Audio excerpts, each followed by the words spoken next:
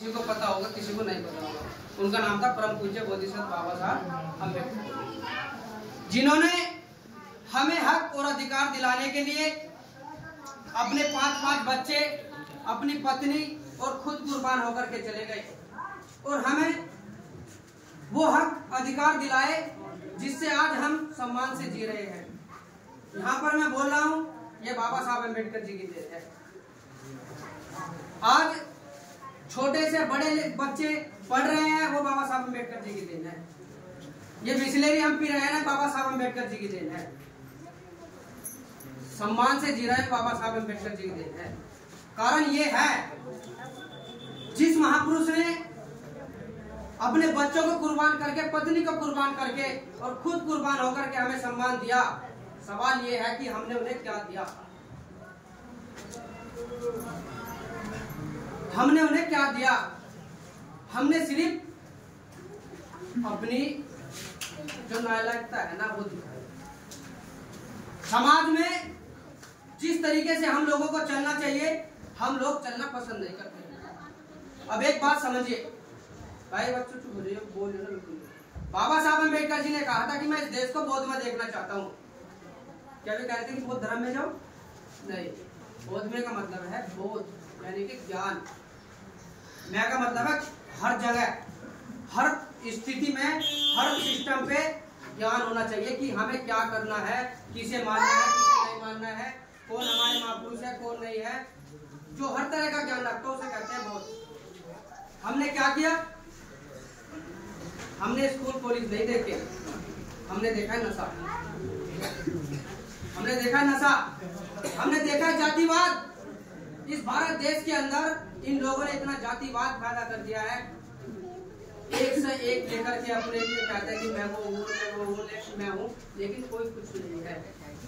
यही हालात अगर इस देश के अंदर रहे, आने वाले समय में ग्रामीण होने वाला है। और जो नेता इसी रूम में बैठ करके हमें भड़का रहे हैं ना, उनको कुछ नहीं बिगड़ने का। हमारे कटेंगे कौन? हम।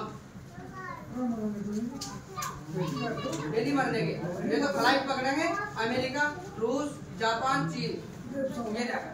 लेकिन मैं यही कहूंगा कि हम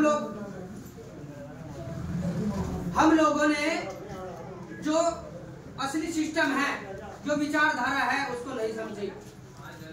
आज हमारी माता यहाँ पर बैठी है, बाबा साहब अम्बेडकर जी की पत्नी ने इतने दुख दर्द सहे, 5-5 बच्चों को कुर्बान कर दिया।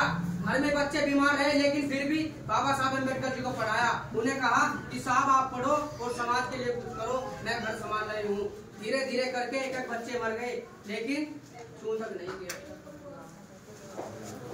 जब मुंबई में बाबा साहब अम्बेडकर जी के लिए एक प्रोग्राम रखा गया, वो लंदन से पढ़ करके आए थे, तो उस प्रोग्राम में जाने के लिए उन पर कपड़े भी नहीं थे। एक बाबा साहब अम्बेडकर जी को किसी ने पगड़ी भेंट की थी, उस पगड़ी की साड़ी बना करके पहन के गई, तब संभव भाव है गई। आप समझिए, आप अच्छा जीवन जी रहे हैं, लेकिन उस महान पुरुष को भूल गए हैं। मैं बात कर रहा था शिक्षा की। ये जो बच्चे बैठे हैं ना, ये आने वाले समय में हम गाली देंगे कि जब हमारा हक और अधिकार लूटा जा रहा था, आप क्या कहाँ थे? भाई आ जाओ, यहाँ जाओ। कोई बात नहीं जी, आप कहाँ? अगर भारत को बदलना होगा तो कौन लोग बदलेंगे? जो 500 की मजदूरी कर रहा है वो बदलेगा? जो रोड पे ठेली लगा रहा है वो बदलेगा? उसे क्या पता है क्या चल रहा है? पढ़े लिखे लोग बदलेंगे। जो बाबा साहब अम्बेडकर जी के संघर्षों के बदले आज अच्छी कुर्सियों पे बैठे हैं, उनको बदलना पड़ेगा। तब जाकर के हम लोग सही भारत का निर्माण करेंगे।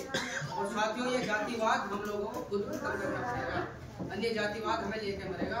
और इस तरह कुछ मैं ज्यादा बातें नहीं कहूँगा, सिर्फ एक कहूँगा कि अपने महापुरुषों से जुड़ो। जो नहीं, जिसने नहीं पढ़े